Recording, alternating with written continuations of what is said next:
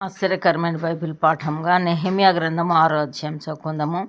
నేను ఇంకను గుమ్మములకు తలుపులు నిలువక ముందుగా దానిలో బీటలు లేకుండా సంపూర్ణంగా గోడను కట్టి ఉండగా సన్బల్లటును టోబీయాయును అరబీయుడైన గెషెమును మా శత్రువులలో మిగిలిన వారును విని సన్బల్లటును గెషెమును నాకు ఏదో హాని చేయుటకు ఆలోచించి, ఓనో మైదానమందున్న గ్రామములలో ఒకవాని దగ్గర మనము కలుసుకుందాం రండని నా యొద్దకు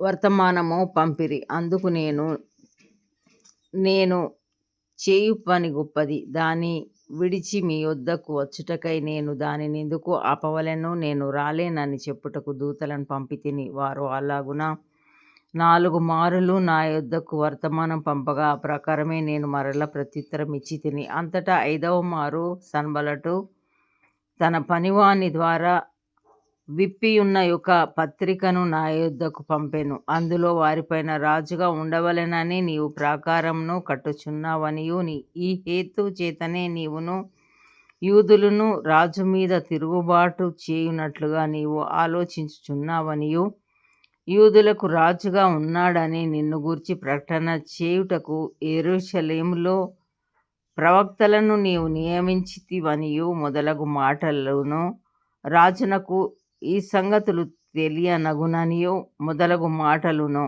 అందునిమిత్తము ఇప్పుడు మనము యోచన చేసేదము రండనియు, ఈ సంగతి అన్యజనుల వదంతి అనియు దానిని గెషెము చెప్పుచున్నాడనియు వ్రాయబడెను. ఈ పని చేయలేకుండా మేమశక్తుల మగుదుమనుకొని వారందరూ మమ్మను బెదిరింప చూచిరి గాని, నేను ఇటువంటి కార్యములను మేమెంత మాత్రమును చేయువారం కాము. వీటిని నీ మనస్సులో నుండి నీవు కల్పించుకొంటివని అతని యొద్దకు నేను వర్తమానము పంపితిని.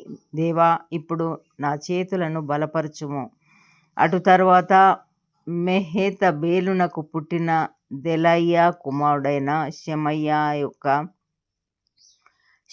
యొక్క ఇంటికి వచ్చి తిని, అతడు బయటికి రాకుండా నిర్బంధింపబడెను. అతడు రాత్రికాలమందు నిన్ను చంపుటకు వారు వచ్చెదరు గనుక దేవుని మందిర గర్భాలయం లోపలికి మనము పోయి తలుపులు వేసుకొనిదము రండని చెప్పగా, నేను నా వంటివాడు పారిపోవచ్చునా? ఇంత వాడనైనా నేను నా ప్రాణమును రక్షించుకొనుటకైనను గర్భాలయమున ప్రవేశింపవచ్చునా? నేను అందులో ప్రవేశింపనంటిని. అప్పుడు దేవుడు అతని పంపలేదనియు, టోబీయాయును సన్బల్లటును అతనికి లంచమిచ్చినందున నా విషయమై ఈ ప్రకటన చేసెననియు తేటగా కనుగొంటిని.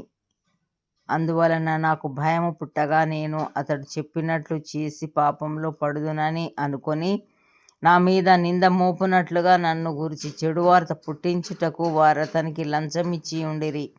నా దేవా, వారి క్రియలను బట్టి టోబీయాను సన్బల్లటును నన్ను భయపెట్టవలెనని కనిపెట్టియున్న ప్రవక్తలను, నోవద్యా అను ప్రవక్త్రిని జ్ఞాపకం చేసుకొనుము. ఈ ప్రకారముగా ఏలూలు మాసము 25వ దినమందు, అనగా 72 దినములకు ప్రాకారమును కట్టుట సమాప్తమాయెను.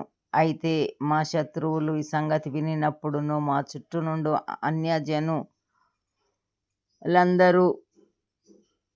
జరిగిన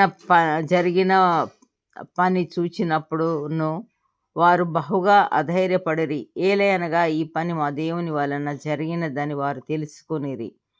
ఆ దినములలో యూదుల ప్రధానులు టోబీయా యొద్దకు మాటిమాటికి పత్రికలు పంపుచూ వచ్చిరి. అతడును వారికి పత్రికలు పంపుచుండెను. అతడు అరహు కుమారుడైన షెకన్యాకు అల్లుడు. ఇదియుగాక యోహానాను అను తన కుమారుడు బెరెక్యా కుమారుడైన మెషుల్లాము కుమార్తెను వివాహం చేసుకొని ఉండెను గనుక యూదులలో అనేకులు అతని పక్షమున నుండెదమని ప్రమాణం చేసిరి. వారు నా ఎదుట అతని గుణాతిశయములను గూర్చి మాటలాడుచూ వచ్చిరి. నేను చెప్పిన మాటలు అతనికి తెలియజేసిరి. నన్ను భయపెట్టుటకే టోబీయా పత్రికలు పంపెను. ఇంతటితో ఈ దినం కొరకైన బైబిల్ పాఠము సరి.